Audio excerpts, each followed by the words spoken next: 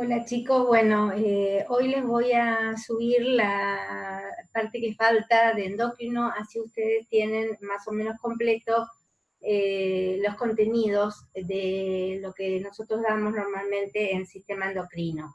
Yo solamente les agrego en esta parte del Power la clasificación, los dos tipos de clasificaciones que se usan y algunos conceptos generales, o sea que no van a necesitar más que leerlo prácticamente.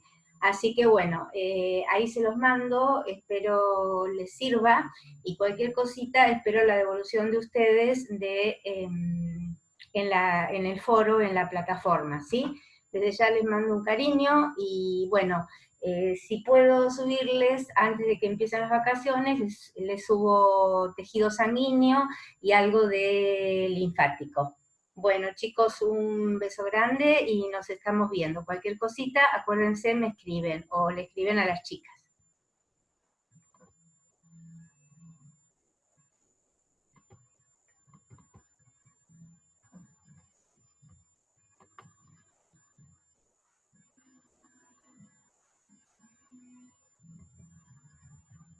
Bueno, acá está, como les digo, la clasificación de las hormonas según su función. Esta clasificación es bien fisiológica, o sea, se refiere a la acción trófica, a la acción sexual o a la acción anabólica.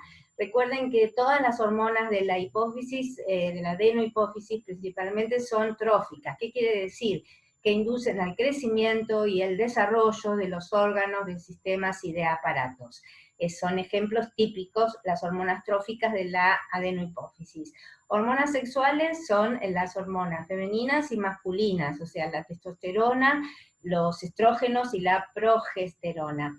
Son hormonas que permiten que se diferencie fenotípicamente el sexo femenino y el sexo masculino, aparte, lógicamente, de lo que pasa interiormente con los órganos genitales. Y anabólicas son aquellas hormonas que también inducen la producción de sustancias de mayor complejidad.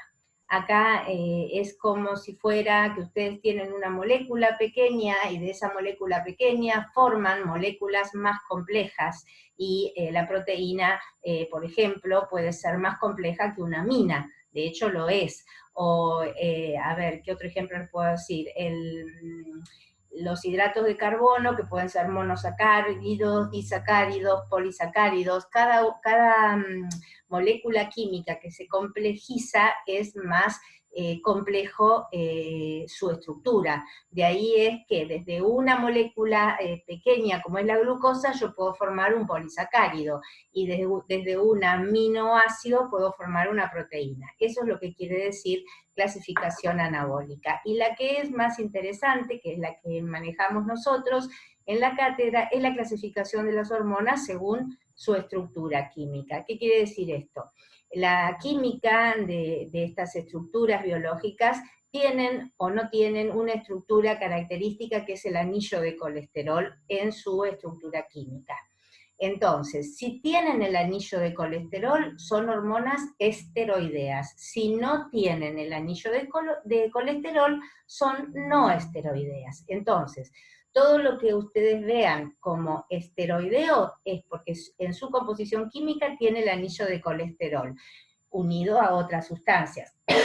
Y las no esteroideas pueden ser aminas, pueden ser péptidos, pueden ser polipéptidos, pueden ser aminas unidas a otras sustancias, etcétera, etcétera. Cada una de ellas va a tener una complejidad diferente de acuerdo a la estructura química que tenga. Y bueno, acá las tienen. Primero empiezo describiendo las esteroideas. Fíjense que está el cortisol, la aldosterona, estrógeno, progesterona y testosterona. Las dos primeras se producen ¿dónde? En la suprarrenal, en la corteza.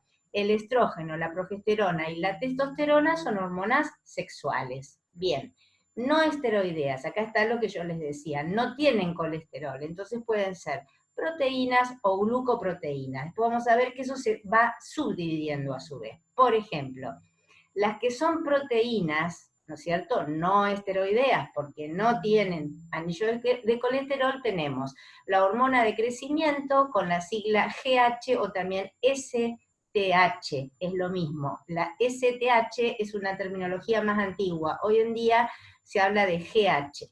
La prolactina, PRL, la hormona paratiroidea, la calcitonina, la adenocorticotrófica o adenocorticotrofina, que es la ACTH, la insulina y el glucagón. Y acá tenemos, por ejemplo, insulina y glucagón, ¿dónde? En el páncreas, los islotes de Langerhans.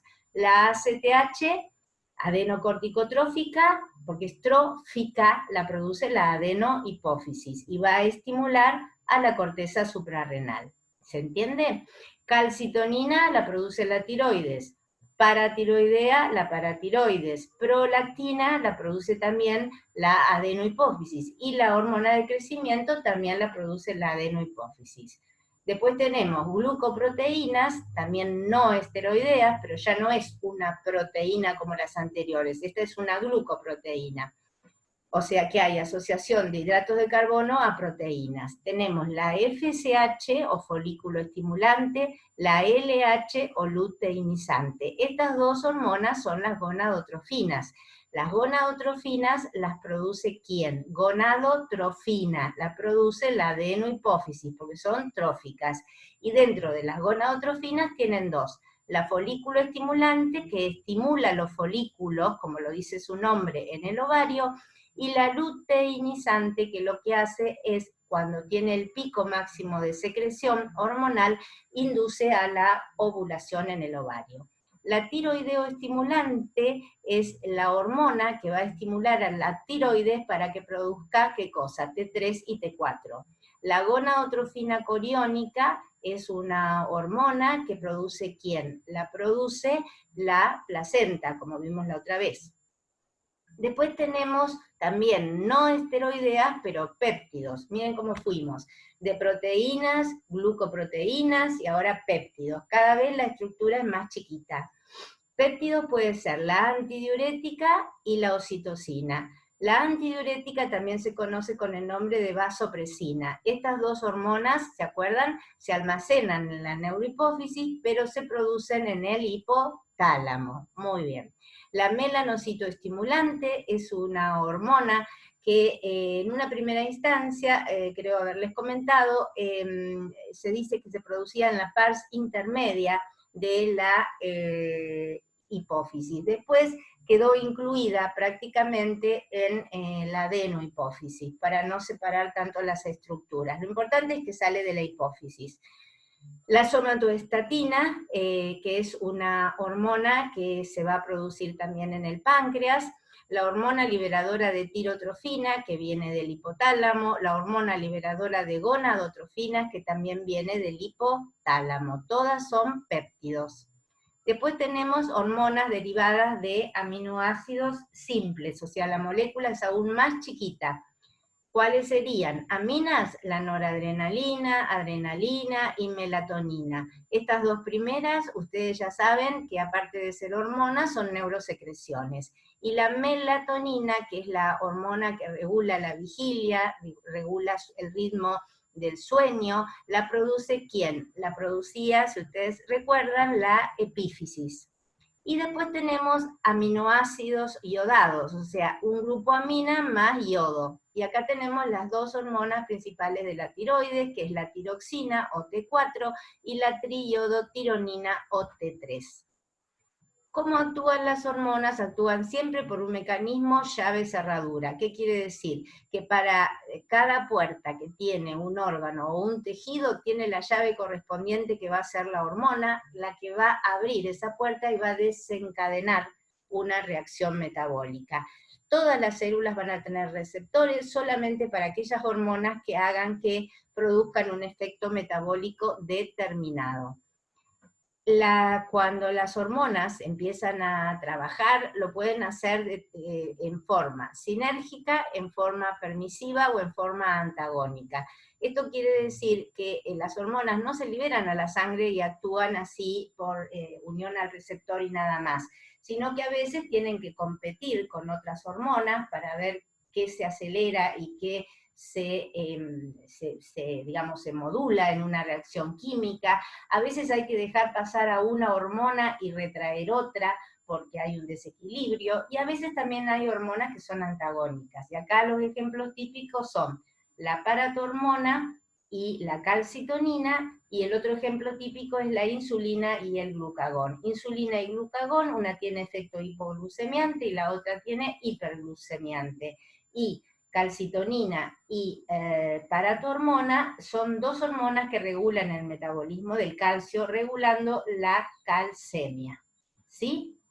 Después eso ustedes lo pueden leer mejor en los libros, si buscan, si quieren, van a encontrar metabolismo de calcio y del fósforo, y ahí van a encontrar la acción adecuada que tiene la paratormona y la calcitonina relacionándose con las células del hueso, y de esa manera favoreciendo la destrucción ósea o la mineralización ósea.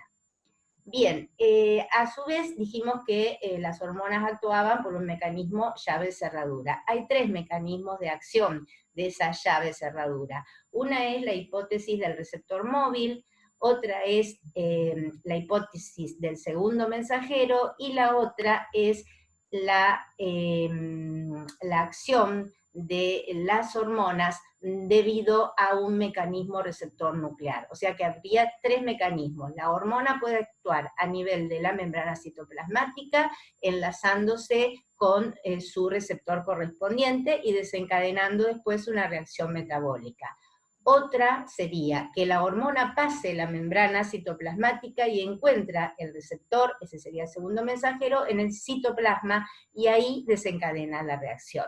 Y la tercera sería que entra a la membrana citoplasmática, llega al citoplasma, y después ¿qué hacen? Entran y se fijan en los receptores asociados a una molécula de ADN dentro del núcleo, que este sería el mecanismo de receptor nuclear. Recuerden entonces los mecanismos de acción hormona-receptor, que si bien en general son llave-cerradura, tienen tres subtipos, el mensajero, el segundo mensajero y el receptor nuclear.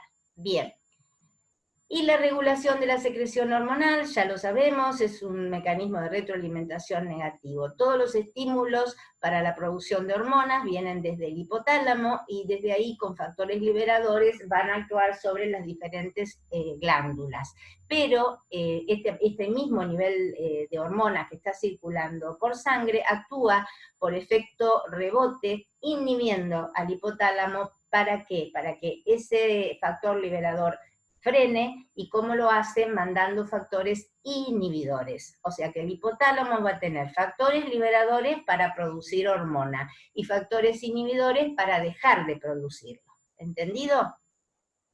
Bien. Bueno, una forma de comparar las respuestas del sistema endocrino y las respuestas del sistema nervioso, ya que los dos sistemas funcionan igual, uno sería el reflejo endocrino. Todo lo que sea la operación de circuitos de retroalimentación dentro del sistema endocrino se denominan reflejos endocrinos. Por ejemplo, si ustedes mandan desde el hipotálamo la orden que se produzca hormona tirotrófica, la hipófisis va a estimular a la tiroides para producir la T3 y la T4 a través de la tiroideo estimulante.